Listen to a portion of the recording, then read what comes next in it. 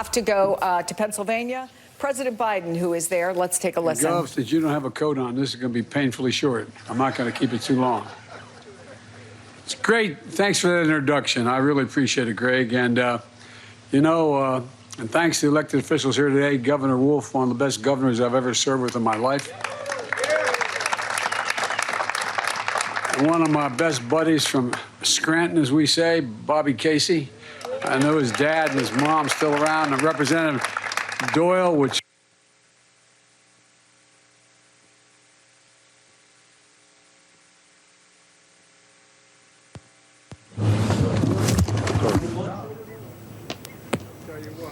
how about this one? Is this working? Yeah, that's where I go.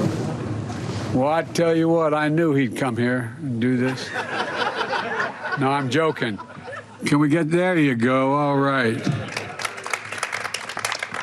And Lieutenant Governor, You were saying something nice about I was saying something nice about you, Jay. That's why I went out. And but I'm saying we're going to try like the devil to keep you from deciding to leave. I wish you didn't. And John, thank you very much for running. I really do appreciate it. And Zell, you're gonna be a great lady in the Senate. As I said before, that America is the only country in the world that comes out of crises stronger than we went into the crisis. And that's the story I want to tell here today briefly. Just 9 months ago, January 28th, 2022, I was about to leave the White House on my way to Mill 19 here in Pittsburgh to talk about the resurgence of American manufacturing. We've created 700,000 manufacturing jobs since then. Before I left Washington, I got word about what happened early in that day. At 6:45, on a snowy day, the bridge behind me collapsed 100 feet straight down to Fern Hollow. And 5 cars and a bus were crossing the bridge at the time. Several people were injured. But by the grace of God, the school was delayed that day because of snow, and it was just before rush hour, so there was less traffic than usual. Had it been a normal day, it would have been much, much worse. I decided still to come to Pittsburgh. I came straight here from the airport. When I arrived, Mayor Gainey, who's not here right now, was here. And Bobby and Connor and John Fetterman are all here, along with the responders. You all told me about the emergency workers that pulled the survivors to safety. They were heroes that day, and a complete catastrophe was avoided. But it never should have come to this. For too long, we talked about building the best economy in the world and the best infrastructure in the world. We talked about asserting America's leadership. We talked about the best and the safest roads, railroads, ports, airports, and so much more. But now we didn't do it. We're finally getting to it. We're getting it done. We finally decided that instead of being ranked number 13 in the world, 13 in the world in infrastructure, the United States, 13 in the world in infrastructure, we should be ranked number 1. So instead of infrastructure week, which was a punchline for 4 years under my predecessor, it's infrastructure decade, a headline on my watch. With the help of your members of Congress here today, I signed into law a once-in-a-generation investment in roads, highways, bridges, railroads, ports, airports, and so much more. Over $1.2 trillion. It's called the bipartisan infrastructure law.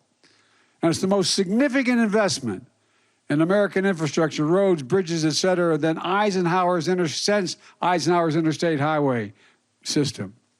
Pennsylvania alone has already received $5.2 billion just this year for hundreds of projects across the Commonwealth. And that's just announced another $2.5 billion to fix and upgrade Pennsylvania's roads and bridges. And there'll be billions more for other projects. Let me tell you why this matters. When I was here in January, I told the governor that we'd help rebuild this bridge behind us as fast as we possibly could. That day, the governor moved and signed an emergency order that let us move separate federal funding as quickly as possible to the project. The reason we could do that is because I just signed the infrastructure law a few months earlier. But had we waited for that money, it would have taken longer. The governor knew he could count on the new law to fund other projects to ensure the projects he already had started for infrastructure in the state would not be slowed down in the process. The result, Pennsylvania's been able to repair Fern Hollow Bridge in less than a year, and by Christmas, God willing, we'll be walking. I'm coming back to walk over this sucker. Although my staff said to me, you realize how many times you've been to Pittsburgh? I said, no. I said, 19. I said, but Bobby, don't tell them in Scranton. Don't tell them in Scranton. Anyway, but it's being done in record time. Normally, you'd be looking at 2 to 5 years to build a bridge like this, literally. And the total project cost $25 million, fully paid for by the federal government. And by the way, in the process of that, not a single penny of that money has cost anybody making under 400 grand in the nation to pay a penny more in taxes. And by the way, in the process, we also cut the deficit in this process nationally by $1.4 trillion just this year. So, Gov, the fact is, it wouldn't have happened without you, Gov.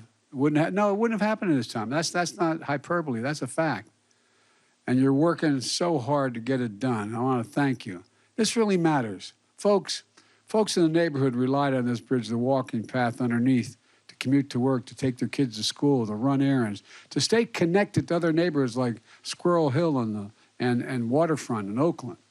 And below the bridge, Frick Park is going to be fixed up when this is done to better than it was, hiking paths, new seating areas. This bridge was built initially in 1901. It was rebuilt in 1970. These guys behind me know that. None of them were here then, I don't think. But the fact of the matter is now it's a modern bridge of the 21st century with 4 lanes for vehicle traffic, a path for cyclists and pedestrians. This project has supported over 100 jobs, good paying construction union jobs. Laborers, carpenters, cement masons, so many more. The contractor delivering this project, by the way, has been a company that's been owned by the same family for 4 generations. A union company since 1930s that built our roads and our bridges, building during the New Deal, during Eisenhower's interstate highway system, and now the bipartisan infrastructure law. But you know, this is one bridge also tells a broader story. There are nearly 45,000, say it again, 45,000 bridges across this country in poor condition. In Pennsylvania alone, there are 3,100 bridges, 7,500 miles of highway in poor condition. And as I was talking to your person, Gov, also, we're going to get the railroad going, too. I'm a rail guy. Anyway, Pittsburgh's a city of bridges, but too many of them are in poor condition, like this bridge behind me before it collapsed. With the bipartisan infrastructure law, we're doing something about it. This is just one of 2,400 bridges across the country that are being repaired just this year because of this law. For example, the Allegheny County work's underway to repair the bridges of the Boulevard of the Allies. Not just bridges, though. Just outside of Pittsburgh, we're investing $850 million to replace and expand a 100-year-old Montgomery Loxton Dam that's critical to the nation's economy. And I mean, we're investing, that investment is going to increase the capacity of this system, the locks, over 50% at a critical choke point in the river. That means we're going to be able to move an additional 14,000 barges every year, saving the equivalent of having to have 1 million hauls on tractor trailers to get the same material to where it has to go. These savings are going to allow the locks to be more efficient and move 10 billion tons of goods like coal, petroleum, and steel. As a consequence, we're lowering the cost of transporting these materials, but just as important, we're going to reduce emissions that could come from the trucks and trains hauling it over reduce it by 3.5 million tons of CO2 a year. Cutting pollution in the air we breathe. This is good for the economy and the environment and public health. And Bobby, I promised you, he's been on my back to get this done since I got elected president. Don't forget the locks, John. So I just think, I'm not sure how we're going to do this, but so long as I couldn't say no, so we get the money for the locks project done, I think we should call it Casey's Lock. I don't know. But Bobby, you have been, for a Scranton guy to worry about the locks in this side, anyway.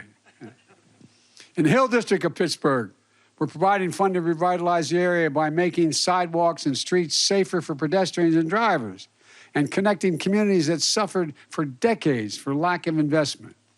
And thanks to the infrastructure law, Pennsylvania's going to get $170 million over 5 years to build out the electric charging stations that are going to be available to all the electric vehicles that are going to be on the road. And that's just what we need, because half of the new car sales in America are going to be electric by the end of this decade. My administration has recently approved Pennsylvania's plan, so the funds are available now so the IABW can start constructing these facilities. We're putting $20 million in a new 7,000 square foot terminal at the Pittsburgh Airport to include upgrades to the security screening, baggage check system, so it's easier and more efficient to catch your flight. No one knows better than the people of Pittsburgh that there are thousands of uncapped or orphan wells, oil and gas wells, spewing methane into the air. These abandoned mines scattered throughout this area. It's a legacy left behind by the mining oil and gas companies. When the wells and fields went dry, the companies left, and left it for people of Pennsylvania to clean it up. Well, guess what? We're going to clean it up. Now my Department of Interior is sending Pennsylvania close to, and Connor, I know you worked on this, close to $350 million this year to cap the wells and reclaim the abandoned mine lands and polluted waterways, creating good-paying jobs in the process for the folks in the same communities that dug the wells in the first place. In addition, we're investing at least $100 million in Pennsylvania to get high-speed internet across the state, in every part of the state, urban, suburban, and rural. And no one's going to be left behind. 21% of Pennsylvania families don't have home internet connections. But never again should a parent have to drive their kid to a McDonald's parking lot and sit there to connect to McDonald's internet so they could do their homework. Not a joke. You saw it happening. In addition, there are over 150,000 lead service lines carrying water to homes and schools in Pennsylvania, and over 7,000 in Pittsburgh. This impacts children's brain development. I mean, for real. It's a hazard to their health. You can't have this in Pennsylvania. We can't have this anywhere in America. Now Pennsylvania is going to get $87 million to replace these lead pipes, because every person, every child in this country should have access to clean, safe drinking water. And by the way, these projects are going to create good-paying, mostly union jobs. That's because I made sure the overwhelming majority of the funds in this infrastructure law are subject to Davis-Bacon prevailing wage requirements. I said when I ran, we're going to build a country from the bottom up and the middle out, not the top down. When the middle does well, the wealthy do very well. So this law is about more than rebuilding our infrastructure. It's about rebuilding the middle class, something John knows a lot about and talks a lot about. And let me tell you, I'm a proud Delawarean, but Pennsylvania is my native state. It's in my heart. I can't tell you how much it means to me to be part of rebuilding this beautiful state. My grandfather, Finney from Scranton, would really be proud of me right now. No, I'm not joking, he would. By the way, he's an All-American football player, John, in Santa Clara.